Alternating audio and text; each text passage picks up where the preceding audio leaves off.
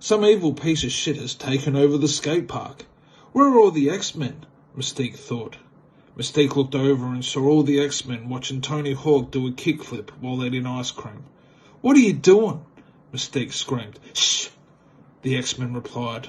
Fuck this, Mystique thought, and charged the evil villain, but with little to no effort, he stopped her and left her mortally wounded.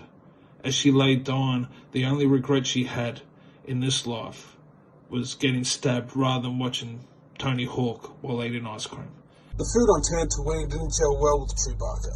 His stomach rumbled, causing him to have shit so bad it would cause the noblest Jedi to turn to the dark side.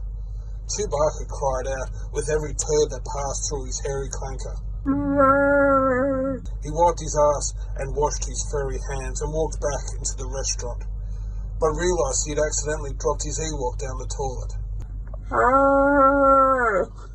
He cried out because he knew if he was going to save his little Ewok friend, he would have to go back into the sewer and face his greatest fear. His own nasty smelling shits.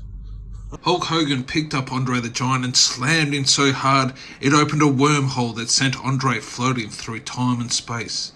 Andre floated and saw his life flash before his eyes.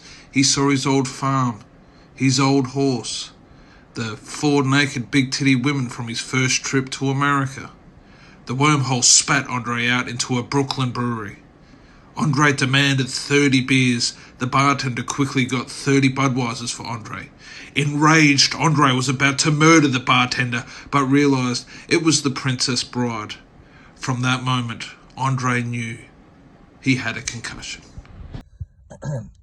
Michael Bay pocketed extra millions from the Transformer movies, withholding their money and enslaving the Autobots, keeping them chained up in his basement. He didn't keep his money in a bank, he kept it all in his dining room, stacked up high, to big note himself in front of guests. Shia LaBeouf caught wind of Bay's enslavement of Transformers and demanded they be set free. Bay said no, which enraged Shia, who said, "Just do it!" Bay still said no. Shia tipped over the stack, which flooded the room, causing Bay to drown in his shitty movie money. Goofy sped through Colorado. Only special cops would dare pull him over, like South Park's Officer Bar Brady. What seems to be the problem? Bar Brady asked. You pulled me over, Goofy responded. Bar Brady didn't like his answer and pulled out his gun. You're one of those dirty cops, Goofy snarled. I shower twice a day, Bar Brady threatened. Do you know who I am? Goofy screamed. Bar Brady took a breath, cocked his gun and yelled, He's coming right for us. Bang. Another case solved, Bar Brady proclaimed, giving a thumbs up as Don't you forget about me played in his head.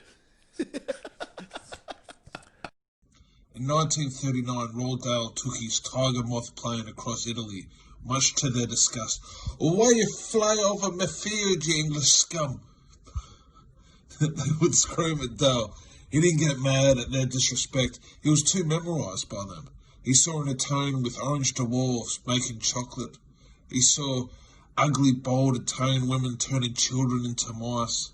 He saw a big, friendly giant sharing a giant peach with a young boy. A tear rolled down his face, knowing he had to bomb them, but then smiled, knowing they would live forever when he stole their likeness. Floyd Mayweather trained for months to fight Logan Paul, only for it to be cancelled last minute, when Logan Paul realised he was Logan Paul and he was Floyd Mayweather. Floyd still needed to burn his energy. You should try the Brothel, his security team suggested. Shut the fuck up, Mayweather responded before coming up with the great idea. I'll go to a brothel.